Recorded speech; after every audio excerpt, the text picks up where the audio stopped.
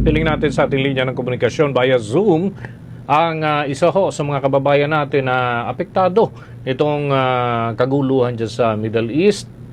Sa linya ho, si Binibining Lisa Robledillo at siya ay isa sa mga Filipino community leader dyan sa Beirut sa Lebanon.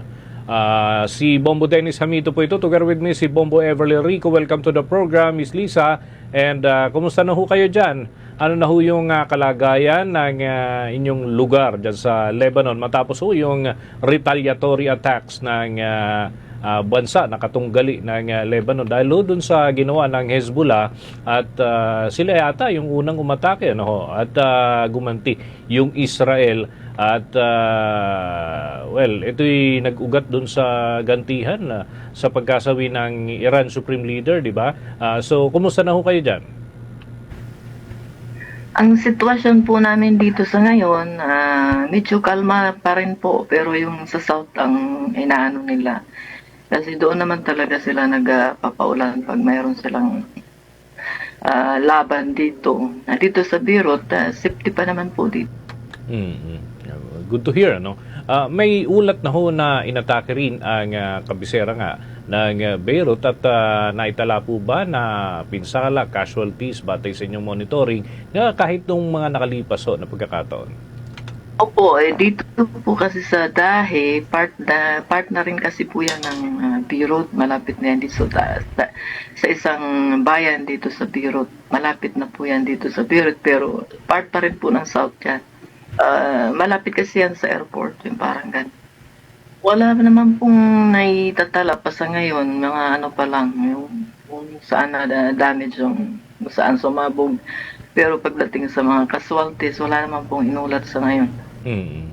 Okay, so batay ho sa inyong obserbasyon, ano ho ito, nakafocus lang ba sa southern portion ng Lebanon yung mga pag-atake ng Israel sa nakalipas ho ng mga oras? Batay ho dun din sa mga nakakala po ninyo na information mula dyan sa mga authorities po dyan? Opo, doon lang kasi sila yung mga Hezbollah po, doon po ang fart nila sa south. Pag nagkakaroon lang ng paglikas, medyo pumupunta sila dito sa Beirut. Pero wala naman po sa ngayon, during war lang yun, nung nakaraang war. Ngayon, medyo nag-uumpisa na naman sila, hindi natin alam kung ano na naman ang kasunod. Pero yun nga, kagabi, alas 2 ng umaga, nagpasabog dito sa Dahe. Okay, bago ho ang iba pang mga katanungan mula po sa akin, may ibang nais din po na maitanong si Bombo Everly Rico. Bombo Ever? Alright. Sa ganito pong sitwasyon na inaatake rin po ng missiles ang Lebanon, mayroon po bang bomb shelters naman o mga itinalaga pong safe areas na maaari pong pagtaguan po ng mga residente? Kabilang na po of course kayo po, yung ating pong mga kababayan na nariyan po sa Lebanon. Dito sa amin, sa Filipino community, meron kami mga shelter na kumbaga sa nililikas kami pag may mga ganong pangyayari. Laging nakahanda yung aming embahada kung saan kami mag-shelter kasi meron naman pinibigay sa amin dito ang gobyerno ng Lebanon saan kami pwedeng pumunta na area. Hindi naman lahat dito kung saan lang pinapasabog, may particular area lang yun, may mga tinatawag silang war zone area. Kaya walang dapat ipag-alala kung halimbawa nagkaroon ng malakas na awayan kasi dito hindi naman yan lahat sila tinatarget nila lahat. Mayroon lang yan mga particular area na kanilang isinasagawa yung kanilang away. Kumustahin na rin po namin kung meron na po kayong communication dyan sa Filipino communities po dyan. Ano po yung kalagayan po nila ngayon, lalo na po dyan sa may Beirut at sa iba pa pong bahagi ng Lebanon? Actually po, yung namin, yung bahada namin, nagbigay na ng abiso na mag-stay home muna dahil nga sa kasalukuyan na nagaganap ngayon. Pero wala pa po kaming formal na komunikasyon tungkol sa mga community dito. Pero pag mayroon naman pong abiso yung aming embahada, sinusunod po namin yan kasi sa kanila naman po kami nakasalalay kung saan kami safety. Kasi sila naman po ang nakakaalam sa mga info ng government dito. Alright. Bilang kayo po ay Philcom leader dyan sa May Beirut, sa inyo pong nasasakupan, meron na po bang nagpahayag ng kagustuhan po na magpa-repatriate o umuwi muna po sa Pilipinas dahil po sa tensyon dyan? Sa ngayon po, wala pa pong hinihingi ng mga Pilipino dito regarding sa repatriation kasi katatapos lang po nung war nagkaroon ng repatriation voluntary. Hanggang ngayon, voluntary pa rin po kami, repatriation. Wala pa naman po. Ang sinisigaw nga nila sana dito, yung about sa OEC, ang kaso nga, ito na naman, ay mukhang malabo na naman may bigay sa amin yung OEC dahil nga sa maano na naman yung kaguluhan.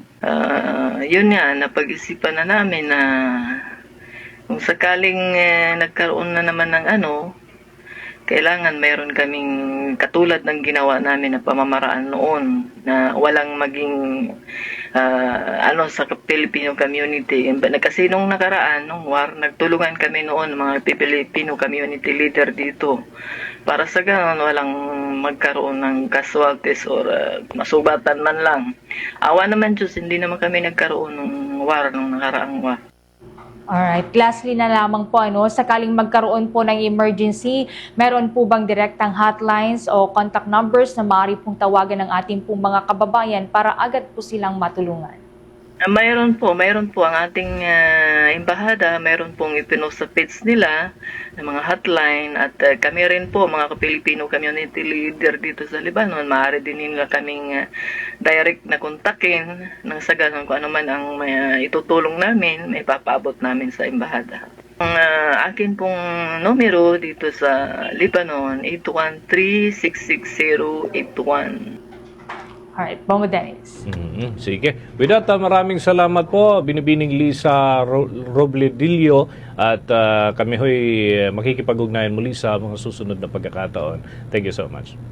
God bless po. God bless. Thank you. Thank you.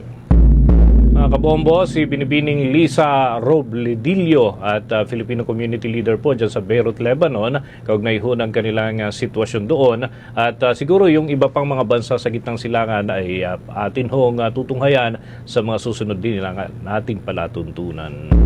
For the most trusted source of news and information, visit our website at www.bomboradio.com. Follow us on Bombo Radio mobile app, Facebook, YouTube, TikTok, and X, formerly Twitter. Like, share, and stay connected. Anytime, anywhere.